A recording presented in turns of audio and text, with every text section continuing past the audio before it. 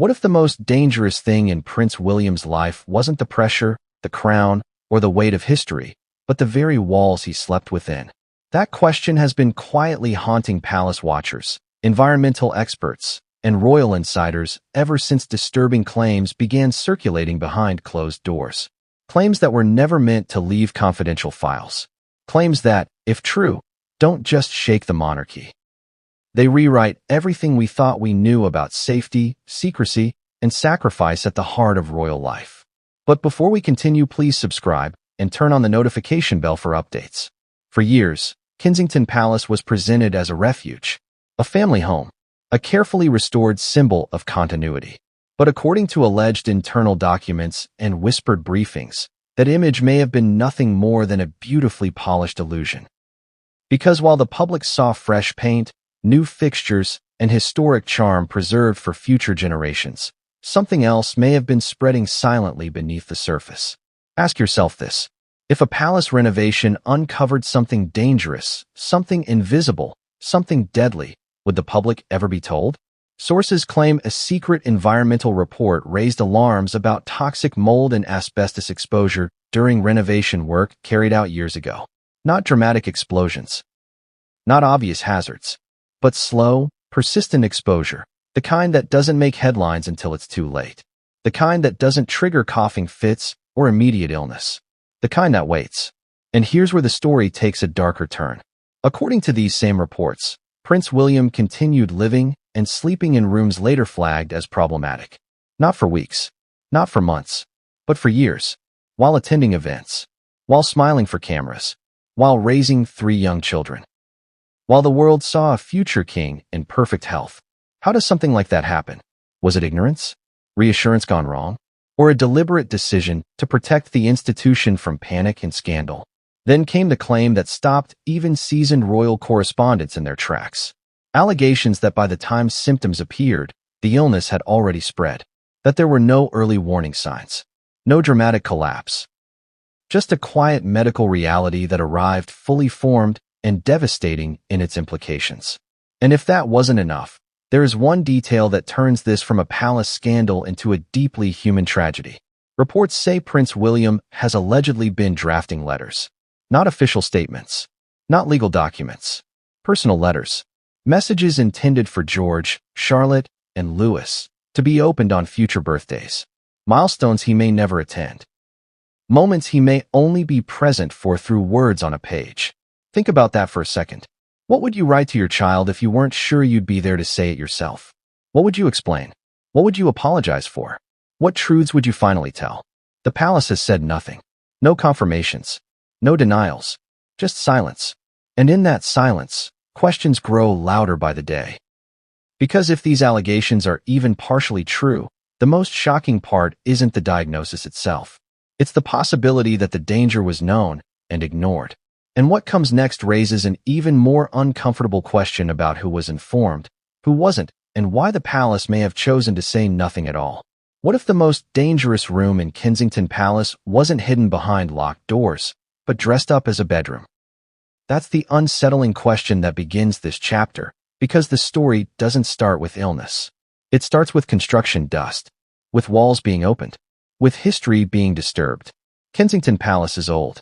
Not just old in the charming, postcard way. Old in the way that means layers upon layers of forgotten materials, outdated insulation, and building practices from eras when no one understood the long-term consequences. Renovations there aren't like renovations anywhere else. Every wall carries risk. Every pipe, every ceiling cavity, every sealed space is a gamble. According to alleged internal accounts, renovation work carried out years ago went deeper than the public was ever told. Behind the scenes, walls were opened, ventilation systems adjusted, and long-sealed areas exposed. And with that exposure, something else may have been released into the air. Toxic mold, asbestos fibers, the kind of hazards that don't announce themselves. No smell, no dramatic reaction. Just microscopic particles drifting, settling, and being breathed in night after night. Here's the contradiction that's hard to ignore. While contractors and specialists were reportedly given protective equipment, the living quarters themselves allegedly remained in use. Certain rooms were flagged quietly. Not shut down publicly. Not sealed with warning signs. Just noted. Documented. And then, life continued. Think about that. A palace undergoing renovation. Hazards acknowledged internally. Yet a young family still sleeping there. Still raising children there. Still trusting that someone, somewhere, had done the math correctly. Was it assumed the exposure was minimal? Temporary? Harmless? Or was the risk underestimated because admitting it would have caused chaos? There's an irony here that's impossible to miss.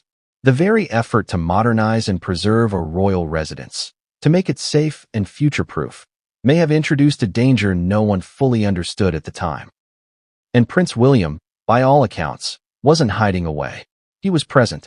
He was visible. He was living normally in spaces later described as problematic, not knowing, according to sources, that the air he breathed at night might be carrying something far more dangerous than dust. Ask yourself this. If you were told years later that the place you felt safest might have been harming you the entire time, how would you process that? Because here's where the tension tightens. If these environmental concerns were documented, even quietly, who knew about them? How high did the information travel? And at what point does silence become a decision? The palace has never publicly addressed these claims. No acknowledgement, no clarification, no reassurance, just absence. And that absence becomes even more troubling when you consider what allegedly happened next, when the consequences of that exposure didn't show up in the walls, but in William's own body. Because the palace wasn't the only thing quietly deteriorating. And the moment doctors noticed something was wrong, it was already too late to pretend nothing had happened. Some illnesses don't arrive with sirens. They don't announce themselves with dramatic collapses or obvious warning signs. They arrive quietly, fully formed, and by the time anyone notices, the story has already moved into its final act. According to claims circulating among insiders, that's exactly what made this alleged diagnosis so devastating.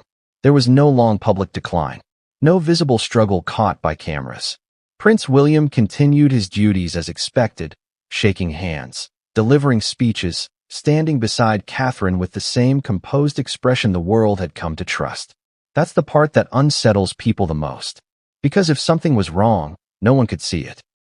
Behind closed doors, sources say medical appointments became more frequent. Tests were ordered, follow-up scheduled. And then, allegedly, came the moment no one ever expects. The moment where doctors stop using cautious language and start speaking plainly. Stage 4. No build-up. No gentle progression. Just a reality that lands like a blow to the chest. Here's the contradiction that keeps resurfacing. How does someone so closely monitored, someone with access to the best healthcare in the world, reach that stage without earlier detection? That question alone has fueled endless speculation. Some point to the nature of illnesses linked to long-term environmental exposure, where symptoms can remain dormant for years. Others argue that the absence of early warning signs can create a dangerous illusion of health. And then there's the most uncomfortable possibility of all, that early signs were dismissed, explained away, or never connected to the environment in which he had been living. Think about the timeline. Years spent sleeping in the same rooms, breathing the same air, believing the renovations were cosmetic, not consequential. Meanwhile, whatever was happening inside his body moved silently, without urgency, without drama, until suddenly there was no room left for denial. Imagine being told that the illness didn't just arrive recently. It had been there, growing, advancing, while life went on as normal. How do you even begin to process that? According to reports, the diagnosis didn't immediately go public because it couldn't. The implications were too large, not just medically, but institutionally. A future king facing a potentially terminal illness isn't just a private matter. It's a constitutional shockwave. So instead, there was silence. A silence filled with routines maintained for the cameras and reality managed behind the scenes. Smiles that didn't tell the full story. Appearances that now, in hindsight, look painfully brave. And this is where the story takes a deeply human turn. Because once the diagnosis was allegedly confirmed, the focus shifted away from titles and duty and toward time. How much was left? What needed to be said? What couldn't wait anymore? Sources say that's when Prince William began preparing for the unthinkable. Not in public, not ceremonially, but privately, as a father. Because when the future suddenly feels uncertain, priorities change fast. And that shift led to a decision so personal, so heartbreaking, that even hardened palace staff were reportedly shaken by it. A decision that didn't involve doctors or advisors or protocols. It involved letters. And once you understand why those letters were written and what they were meant to replace, the story becomes something far more painful than a palace scandal. Because what comes next isn't about illness anymore. It's about goodbye. Some goodbyes aren't spoken out loud. They're written in quiet moments, when no one is watching, when the weight of what might happen becomes heavier than what anyone is willing to say. According to reports that have deeply unsettled those closest to the situation, this was the moment when everything changed. Not when doctors delivered the diagnosis, not when the implications sank in, but when the question of time became unavoidable. How do you prepare your children for a future that may not include you? That question, sources claim, is what led to the letters. Not official documents. Not statements for history books. Handwritten messages meant for birthdays yet to come. For moments he might miss. For milestones he may never witness in person. The kind of letters no parent ever wants to write, and no child should ever have to read. Think about the contradiction here. A man raised to suppress emotion, trained to endure, conditioned to prioritize duty over vulnerability, and yet, behind closed doors, reportedly pouring his heart onto paper for 3 small people who know him simply as Dad. What do you say when you can't promise you'll always be there? Do you explain the illness? Or protect them from it? Do you talk about legacy? Or about love? Do you offer advice for the future? Or focus on memories from the past? According to those familiar with the claims, the letters weren't about crowns or responsibility. They weren't instructions. They were reassurances, reminders, pieces of presence meant to exist long after he might not. And that's what makes this part of the story so devastating, because it reframes everything we've seen publicly. Every recent appearance, every smile, every wave. Suddenly, they don't look routine anymore. They look intentional, like moments being stored away. Like someone acutely aware that each day matters more than it used to. Ask yourself this. If you knew your time might be limited, how differently would you show up for the people you love? Would you say more or less? Would you cling to normalcy or prepare for absence? There's another layer here that rarely gets discussed. These letters aren't just messages. They're evidence of uncertainty. Proof that no matter how much power surrounds someone, there are situations where control disappears completely. And that may be exactly why the palace has remained so quiet. Because once the story shifts from renovation reports and environmental claims to a father preparing messages for after he's gone, it stops being manageable. It stops being strategic. It becomes painfully real. But here's the part that raises even more questions. If letters were being written, that suggests conversations were happening behind the scenes, decisions being made, timelines being discussed. And if that's true, then someone else knew too. Which brings us to the most unsettling thought yet. If preparations were underway, if concerns were serious enough to plan for the unthinkable, why was the public still being shown business as usual? And what happens when the silence surrounding those preparations finally breaks? Because what comes next isn't about letters at all. It's about who knew, when they knew, and how far the truth was pushed down before it could no longer stay buried. If the walls of a palace could speak, what would they say first, the truth or the excuse? Because once you strip away the titles, the protocols, and the carefully managed appearances, this story circles back to a single, haunting contradiction. How could a place designed to protect the future of an institution become the setting for such profound uncertainty? And how could so many questions linger without answers? From the very beginning, this was never just about a diagnosis. It was about silence, about decisions made quietly, about information that may have traveled in whispers instead of warnings, and about the cost of waiting until certainty felt safe enough to share. Think back to where this story started. Renovations meant to preserve history. Reports allegedly flagged, but not broadcast. A family continuing daily life inside walls believed to be secure.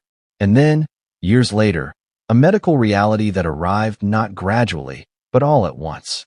That timeline is what unsettles people the most. Because if the danger was slow and invisible, then accountability becomes just as difficult to pinpoint.